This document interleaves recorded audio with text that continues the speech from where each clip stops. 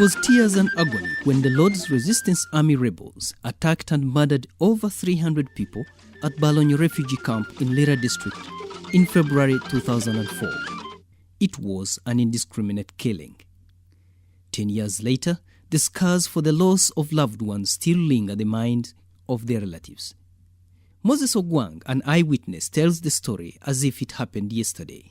On 21st February 2004, LRA attacked the place when we are in the camp here and killed 300 people, buried 301 buried here. The communities here at Barlonyo still lack basic needs, while facilities are limited. The area is gradually recovering from trauma. There is acute shortage of clean water and sanitation facilities like pit latrines. Hundreds share a single pit latrine, while water is fetched from several kilometers away from the homesteads. Many people, they don't have toilets. The reasons are, this place here you're seeing, one should try to create a pit or a hole, like a pit latrine. We will not get very deep. And many people, they just dug just a centimeter or a meter, you'll find that there's a water coming out. This situation affects mainly children and women. Points where a few boreholes were dug, there is hope, which unfortunately has also become a source of conflict.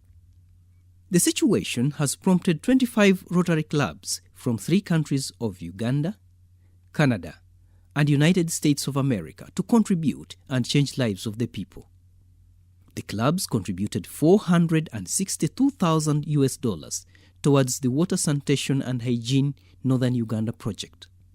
The biggest single contribution was made by Rotarian Ron DENHAM, the chair emeritus of WASFRAG, contributing $10,000.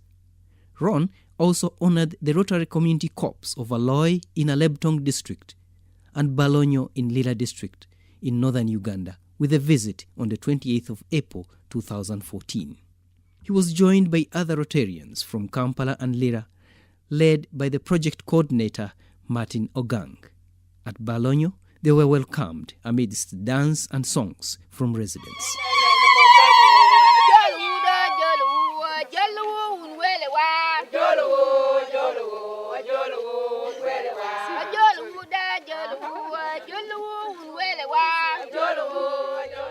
Amid this excitement, there were scenes of the difficulty communities here endure. It was a joyful day as guests were treated to sumptuous entertainment.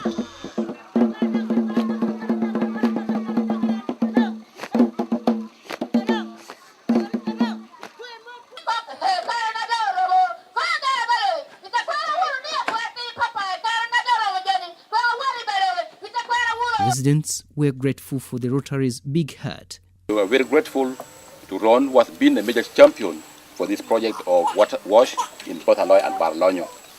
Visitors were honored with gifts and a cake was served. Later, the guests toured the Barlonyo mass grave.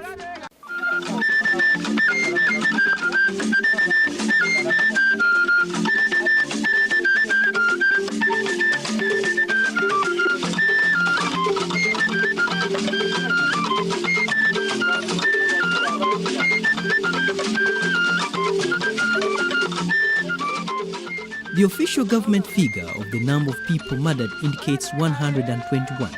But Moses, who was the camp guard then, says the number was higher. But the government side, they write on the monument 121. We don't know why they write 121. Though we as a community of this place, the relative of the people who were killed here, we know 301 buried and 580 missing. The visit continued to the next project site at Aloi Secondary School, where Rotarians received a heroic welcome from the Aloi Women's Group. It's me, it's you, it's me to welcome Rotary. It's me, it's you, it's me to welcome Rotary. It's me, it's you, it's me to welcome Rotary. At a tour around the school, there was evidence of inadequate toilet facilities and water.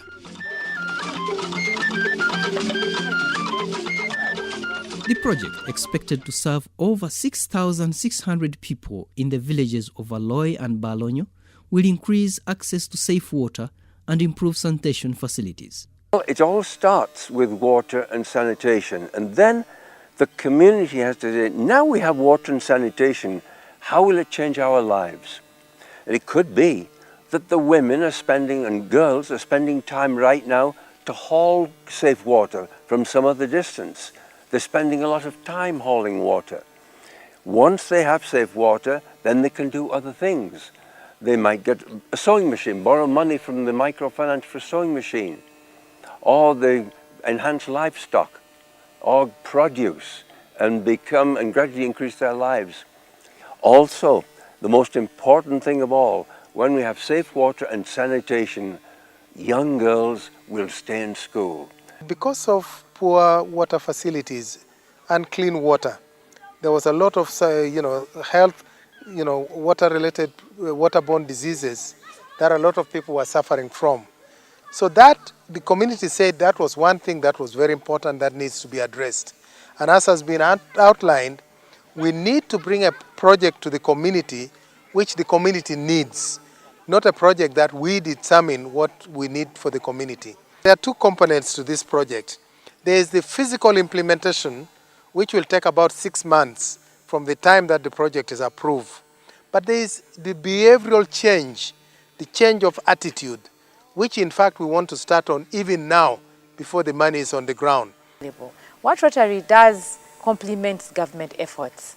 And as you're aware, this area has had periods of insurgency, which has made it difficult for government to implement its services.